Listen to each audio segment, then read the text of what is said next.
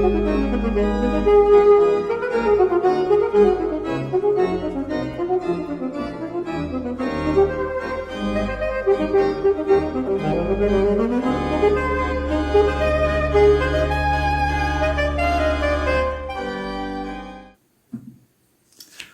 indray ny fahasoavana sy ny fiadanana avy amin'Andriamanitra raintsika sy Jesosy Kristy Tompo.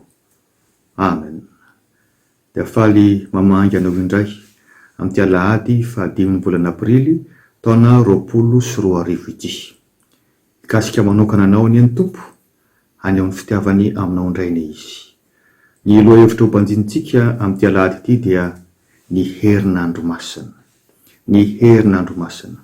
Miomanary hiaona amin'ny Jehovah Andriamanitra. Ny Salamo 4:1 ka 5 no entintsika manatona amin'ny Tompo sady hiderana asa raha teo. Salamo 4:1 ka 5. Hidera amin'ny Tompo isika manao hoe: misaora amin'ny Jehovah fanahiko. Jehovah Andriamanitra, lehibe indrindra ianao. Fa mirapiratana sy voninahitra no fitafianao. Mitafy ny mazava tahaka ny lamba izy, ary mamelatra ny lanitra tahaka ny lay. Ary mametraka ny rairaindrian'ny tranony amin'ny rano, sady manao ny rahona matevina ho kalesiny, ka mandeha amin'ny elatry ny rivotra. Ary manao ny rivotra ho irany sy ny lelafo ho mpanompony.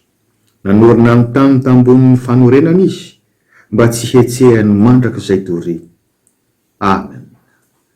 Iombona amin'ny vavaka fiderana sy fisaorana risika izao.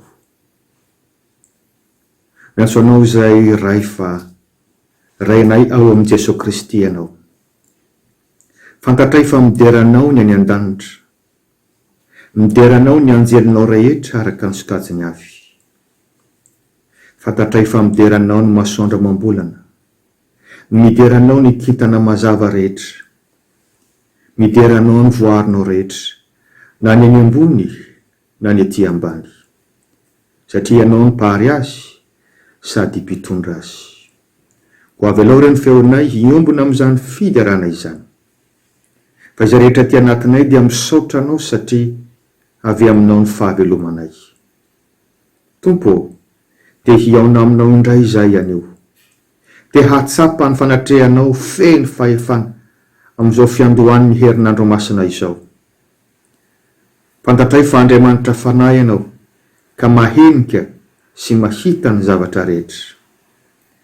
Fantatray fa Andriamanitra mahery ianao, ka tsy mba voafetra ny rindry ny trano fiangonana, na ny sakana eny amin'ny sisintany.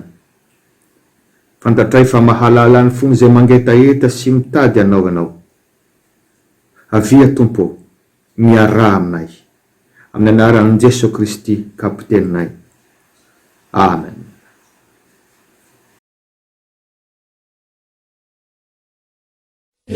Tsara ny fonelanao Andriamanitra, sy ona tendrombohitra tanàna masina, ka iza no hiakatra izay mahitsy fo, izay madio tanàna, izay manao ny to, fameno ny mpanavotra, fameno ny mpanavotra, fameno ny mpanavotra, ire iakatra, mba misandraka faingana riva ravarana, idirany mpanjakana pevony nahitra, moizy zao mpanjakizao Andriamanitra, mahery sy mandresiko mpanjaka masina izy ilay mpanjakanay izy ilay mpanjakanay izy ilay mpanjakanay bevoninahitra. Hamaky sihian'ny tenin'Andriamanitra isika, andeha hivavaka angataka ny fanahy masina aloha. Hivavaka isika. Tompo, hamaky sihian'ny teninao izay, fotoana hampaherezanao ny zanakao izany, fa ny teninao no naharianao izao rehetra izao, koa omeo anjara amin'izany fanavaozana mahagaga izany ny fo sy ny saina mampanahinay. Aoka ny teninao mba hanampy anay indray amin'ny fahatakarana ny sitraponao aneo. Koa fenohy ny fanahinao ny tsirairay mahita izao horonan-tsara izao. Mitenena ary Tompo fa voninkiananao izay amin'ny anaran'i Jesosy Kristy ilay teny tonga no fo. Amen. Ny vakiteny izay manjarantsika anio dia arak'izay hita amin'ny filazantsara araka ny Matio 20:20 andininy voalohany ka hatramin'ny 20:20. Matio 20:20 andininy voalohany ka hatramin'ny 20:20. Hovakina amin'ny anaran'ny Tompo.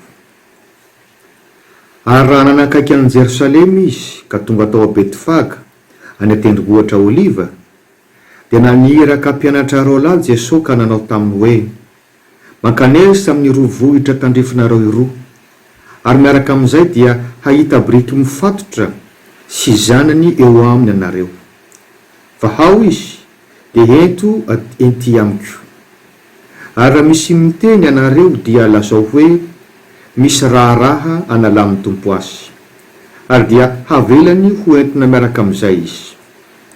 Izany dia tonga mba hahatanteraka izay nampilazainy any mpaminany hoe, lazao amin'ny ziona zanakavavy, indro ny mpanjakanao avy ho anao. Malemy fanahy sady mitaingana boriky, dia zanaky ny boriky miasa. Ary dia nandeha ny mpianatra ka nanao arak'izay nandidiny Jesosy azy. Dia nentiny ny boriky sy ny zanany, ary nataony teo amboniny ny lambany, ary Jesosy dia nitaingana azy. Ary ny ankabeazan'ny vahoaka dia namelatra ny lamba amin'ny teny an-dalana, ary ny sasany nanapaka ratsakazo, dia nahahany teny an-dalana koa izany. Ary ny vahoaka izay nialoha azy sy izay nananaraka azy dia niantso hoe, hosana ho an'ny zanaky Davida, isorona ny izay avy amin'ny anaran'i Jehova, hosana any amin'ny avo indrindra. Ary noho ny efa tafiditra tamin'i Jerosalema izy, dia niorakoraka ny tanàna ka nanao hoe, iza moa izao? Ary ny vahoaka nilaza hoe, izao no Jesosy ampaminany izay avy any Nazareta any Galily. Amen. Ray masino, manamasinanay amin'ny fahamarinana, ny teninao no fahamarinana. Amen.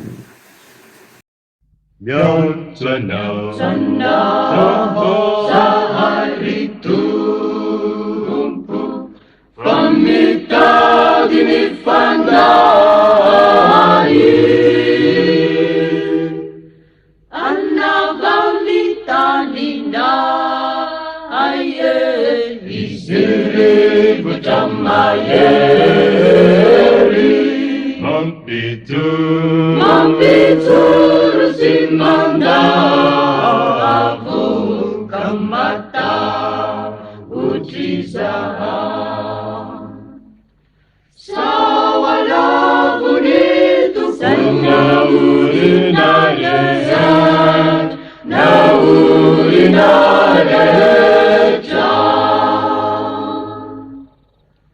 tebita binaret sanitani sanizanya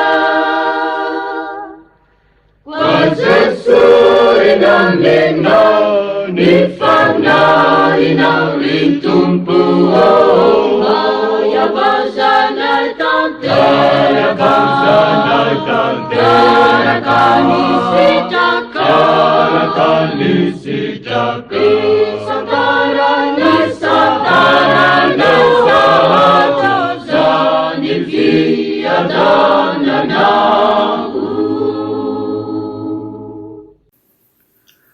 andeha ry andinika ny herinandro masina isika riavana arak'izay fanambara teream-piandohana satria ao anatin'ny raha teo isika ity alahady 5 aprily ity no alahadiny sampandrofi manomboka izany herinandro masina izany ary hifarana amin'ny alahady 12 aprily avy izao izay alahady pasika ho amin'ity taona 2024 dia mbola ho ampitompon'Andriamanitra ao aminareo hatrany any ny fahasoavany sy ny famindrampony ao amin'ny Jesosy Kristy tompo sy mpamonjy antsika.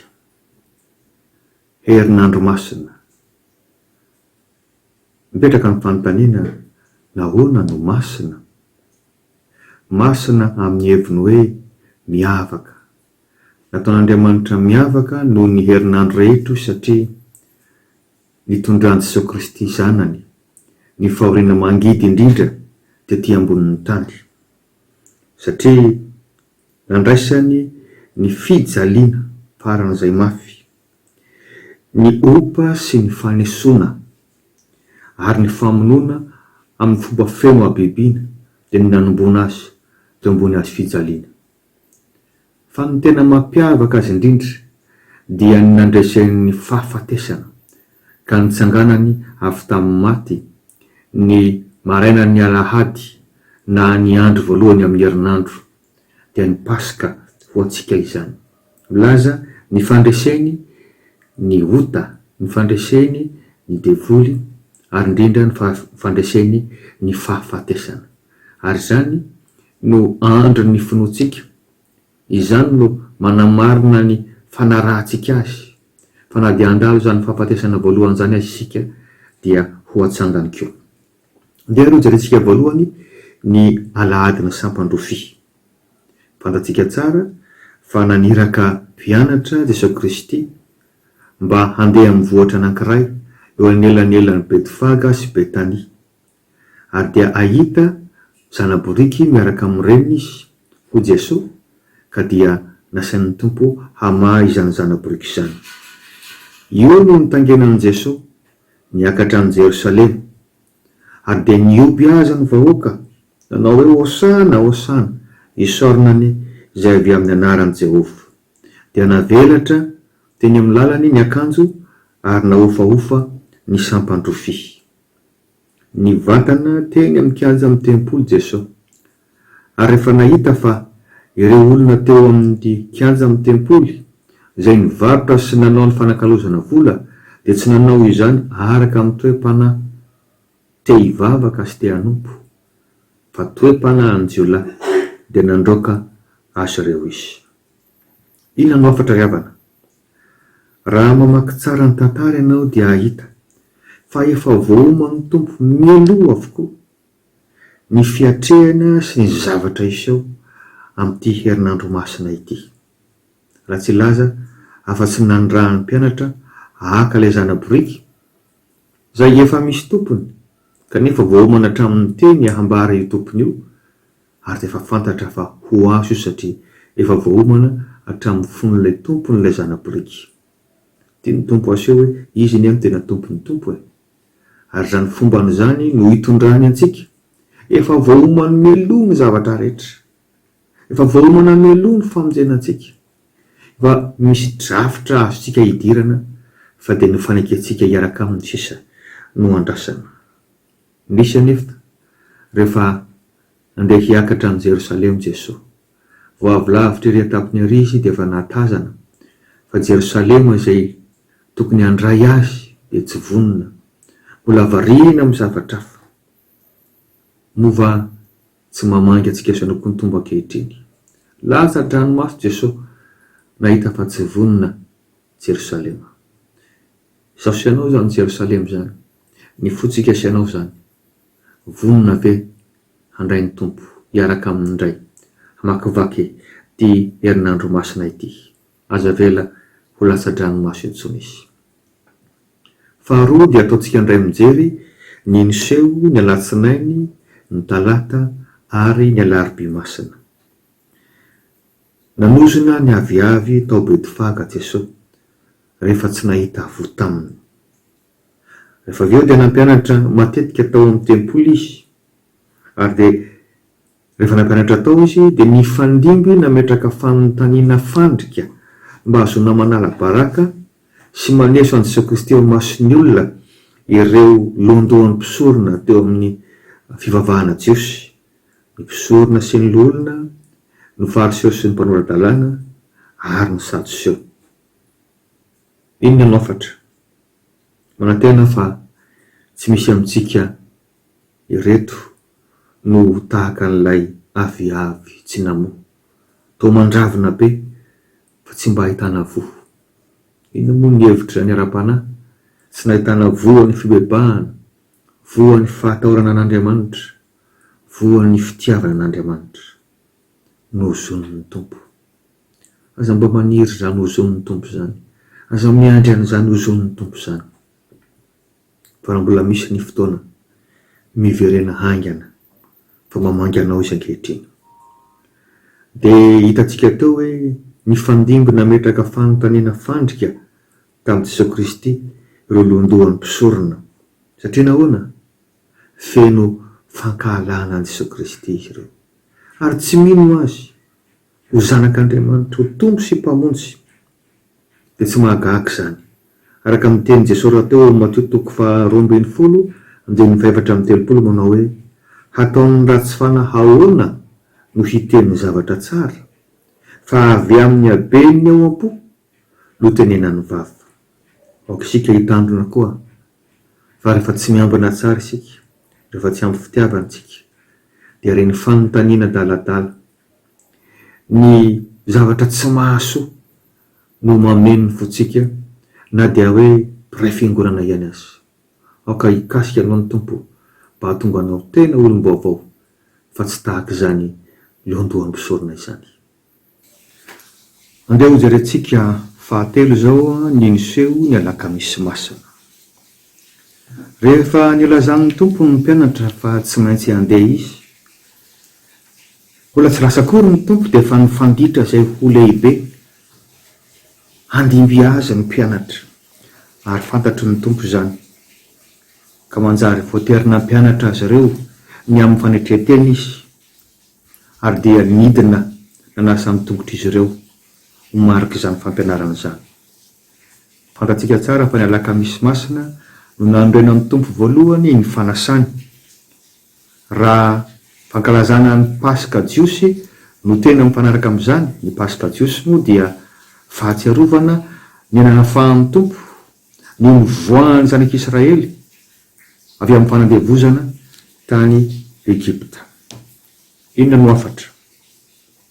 Mahavarina ny fitiavana voninahitra eo amin'ny zanak'olombelona. Ny ho lehibe noho ny amin'ny voninahitra fotsiny no namaika ny mpianatra ka nampianarin'ny Tompony hoe tsy maintsy manetry tena aloha ianareo. Aretina mahazo antsika io rehefa tsy miambina isika.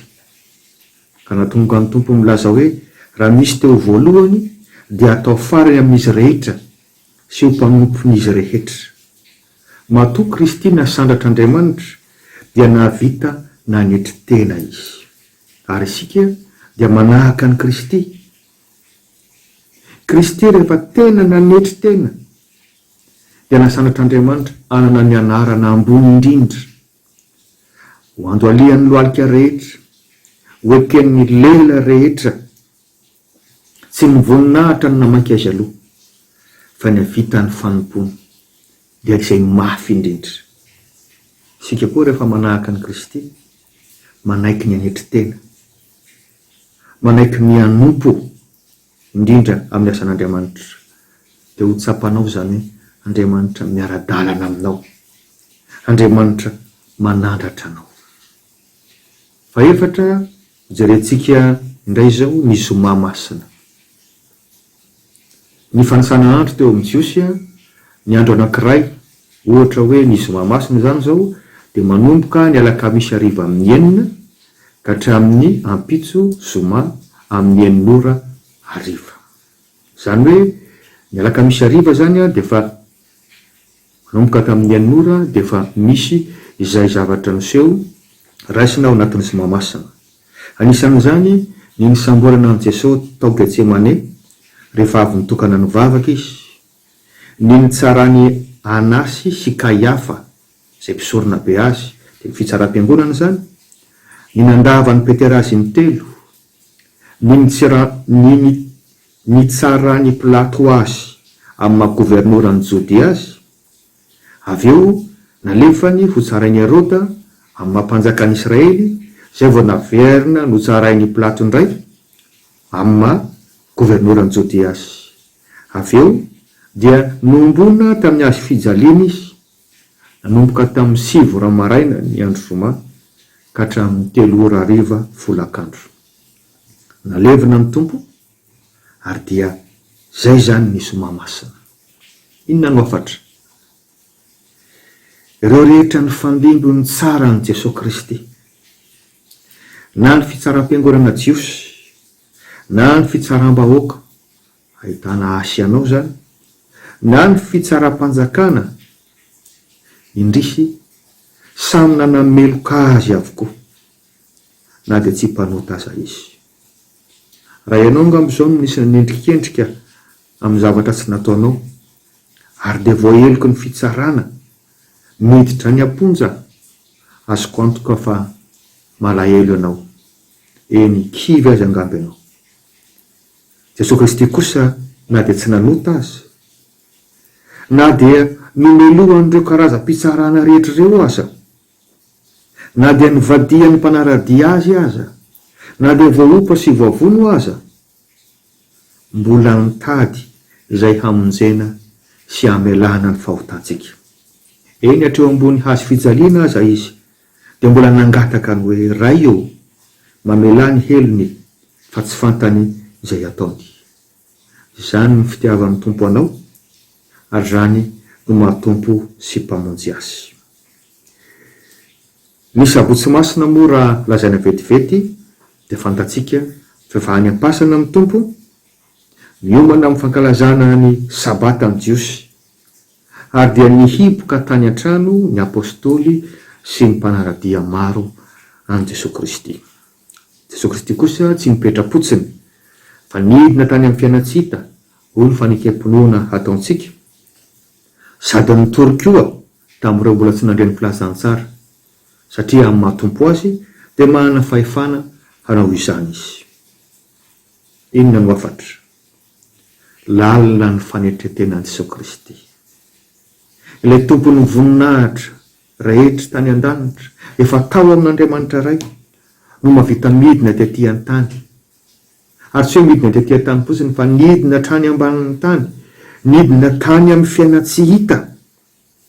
Zany hoe na fohy voninahitra, na fohy zavatra be dia be, ka tsy mahagaga raha nasandratr'Andriamanitra ho amin'ny toerana ambony indrindra. Ahoana tokoa moa no azo nitsangana amin'ny maty raha tsy efa nanaiky ny fahafatesana izy? Ny fanetretena ry havana no lalana hahatongavana amin'ny fisandratana, fa ny fanetretena dia mitaky fahafoizana. Io fihiboana an-trano ataontsika io dia fantatra ao tsara fa mitaky fahafoizana zavatra maro. Raha mpanaradian'i Kristy isika dia tsy matahotra ny manao izany, ary azo antanaina fa ahita vokatra tsara tahaka ny Kristy amin'izany. Ny farafahakeliny dia ny hoe fiarovantena ao tsy ho tratran'ny aretina Covid-19 isika. Aza matahotra ny mahafoy raha mbola mahana-tanjona tsara ianao. Mahafoza fotoana bebe kokoa ry mpianatra mba hamarinandesina raha tena te haomby ianao. Mahafoza ny rendrarendra sy ny namandratsy ry tanora raha te hanaradian'ny tompo ianao. Mahafoza tahaka ny Kristy fa ataon'ny mpandresy tahaka azy ianao, indrindra amin'ny fanompona azy. Fa enina farany ny alahady Pasika. Nakany amin'ny fasana vao maraina ny vehivavy saika anositra menaka manitra ny faton'i Jesosy satria tsy vita izany. Io zany mba miaro ny fofona tsy hiparitaka sady mba tsy hamora simba ilay nofo fanao zany.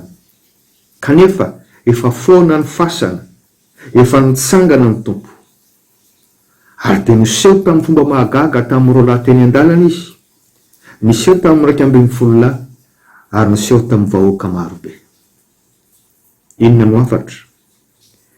Soa ihany fa ny fitsanganan'i Jesosy Kristy tamin'ny maty no mamarina ny herinandro masina, satria mariky ny fandresen'Andriamanitra ny natiora zany, mariky ny fandresen'ny fahafatesana zany, mariky ny fandresen'ny herin'ny ota izany, mariky ny fandresen'ny fanjakan'ny devoly zany. Efa fahavalo resy zany Satana zany eo anatrehan'iny. Aza misalasala manonona ny anaran'i Jesosy Kristy, ilay anarana ambony indrindra, anarana feno fahefana. Aza misalasala manonona zany anarana zany, mandroaka ny Satana raha mbola misy hery hafahafa mampitahotra anao. Izao no ambara atao mpamaranana. Raha mbola mino koa ianao, dia sarobidy aminao zany herinandro masina izany. Voarakitra amin'ny filazantsara efatra zany, tokony efa voavakintsika matetika, satria sarobidy amintsika. Andeha averiko aminao vetivety indray.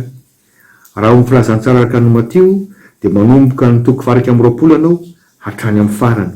Izay no mitantara ny herinandro masina. Matio 20 hatramin'ny farany. Marka 20 hatramin'ny farany. Luka 7:20 hatramin'ny farany. Ary Jaona 12:20 hatramin'ny farany. Varavakeliny ao anatin'izao fihiboana man-trano izao, mandritra ity herinandro masina ity, dia tokony havaky ny ray amin'izany filazantsara zany ianao, izay mitantara ny herinandro masina. Hamangy anao manokana ny Tompo amin'izao herinandro masina izao. Amen.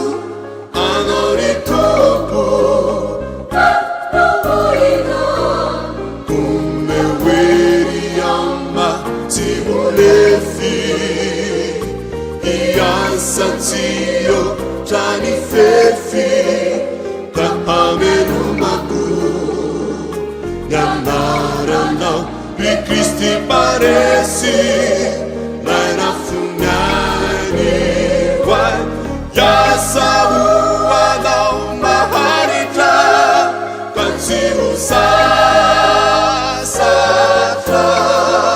na hoe hitaraina reraka tompo tsy mpazakano lombelona zay niatrana mina ary tsorina fanyainao ny tsinona tosolona Jesosio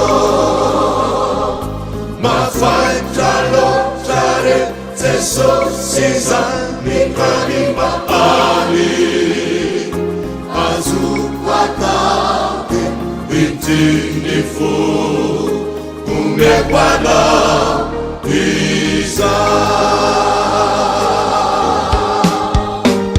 timpazakano lumeluna zai atrana amina ari tsurina fanyainami sinuna tosuruna Jesosio mafaitra loatra re Jesosy zany kany maali azoko atady itiny fo kumekwanao iza azoko atady itiny fo kumekwanao iza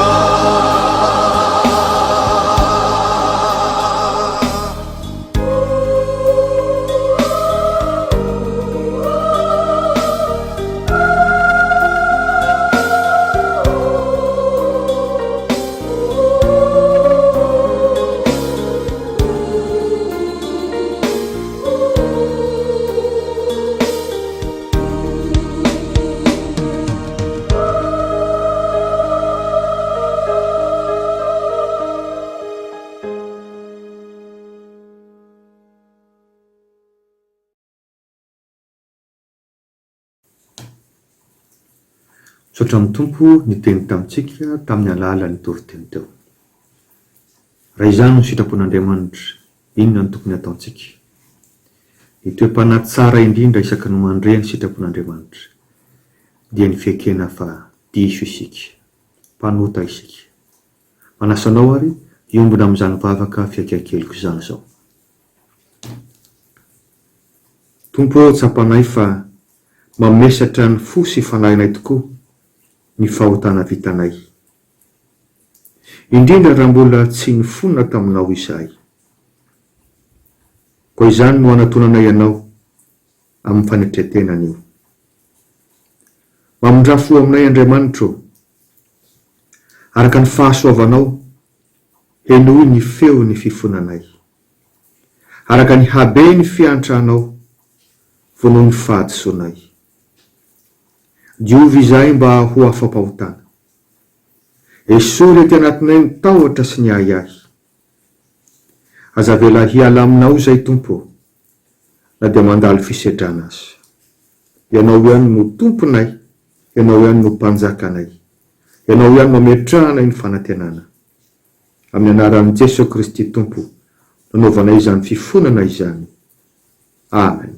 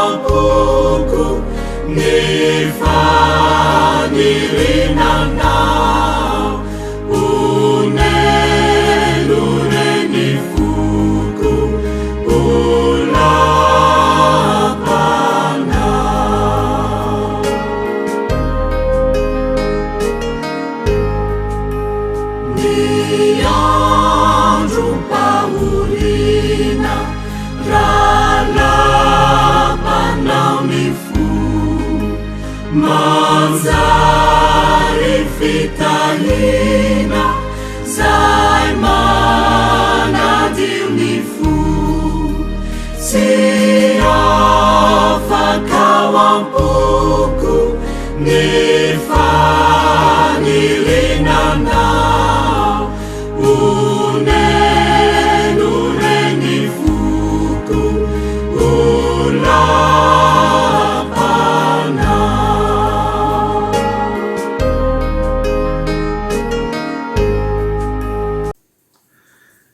Jesosy tompo efa nilaza tamintsika mankanesa ty amiko anareo izay miasa fatratrasy mavesatretana fa izao no hanome anareo fitsarana. Ianao izay nanantona amin'ny tompo tamin'ny fonao tokoa tamin'ny fanetretena dia matoky fa vonona hamelanao izy. Raisoary izany teny famelan-keloka avy amin'izany. Aza matahotra ianao fa momba anao aho, ary aza mierikerika foana fa izao no Andriamanitra aho. Mampahery anao aho sady mamonjy anao. Eny, mitantana anao amin'ny tanana kavana ny fahamarinako aho. Ho ambarako ary fa voavela ny Kristy ny helokao noho ny anarany masina. Amen. Sambatra ny olona izay voavela ny elony sy voasarona ny fahotany.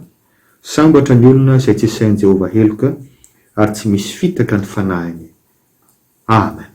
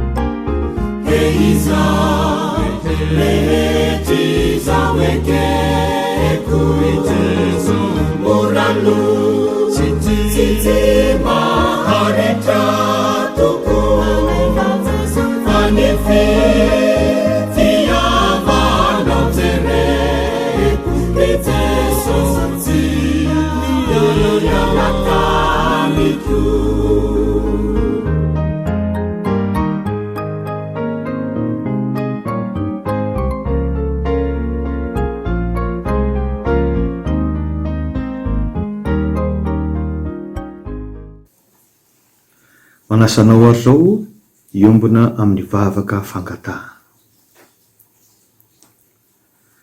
Miantso anao zay ry Tompo fa mitady ny fanahy. Mitanlao ho mitoloko aza vela ngahy ahy. Efa fantatrao reo olana koa mba mamangia re mampianara anay hiomana hay afy sy ife. Ampianaro hahavita raha hihiboka aman-trano.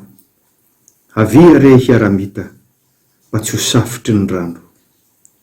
Raha hiaritra fahoriana asay vomibanjina anao na hay nisedra fijaliana herinandro toy izao. Ampiohery fiarovana fa mahantra sy malemy mba tsy ho fadiranovana ho salamo ombenombeny. Ireo mpitondra fanjakana sy mpitandry filaminana hay ampiasa fahefana hampanjaka fahamarinana. Ireo mpitsabo mahery fo mikarakara ny marary tsy njovy re tsy hovo ianao anie tsy hanary. Izay tsy takatry ny saina ka fantatrao fa mahasoa lay vavakao nampitaina no anambara anay ny fo.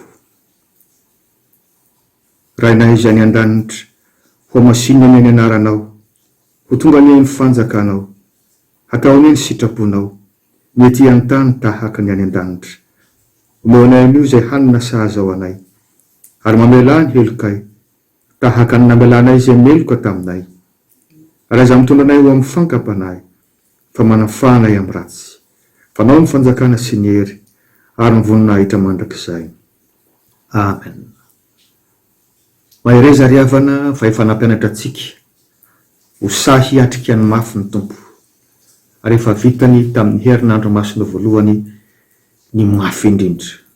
Koa matokia fa hampahery anao izy mivavahatra ny fahizany no fanovosan-kery tsara indrindra.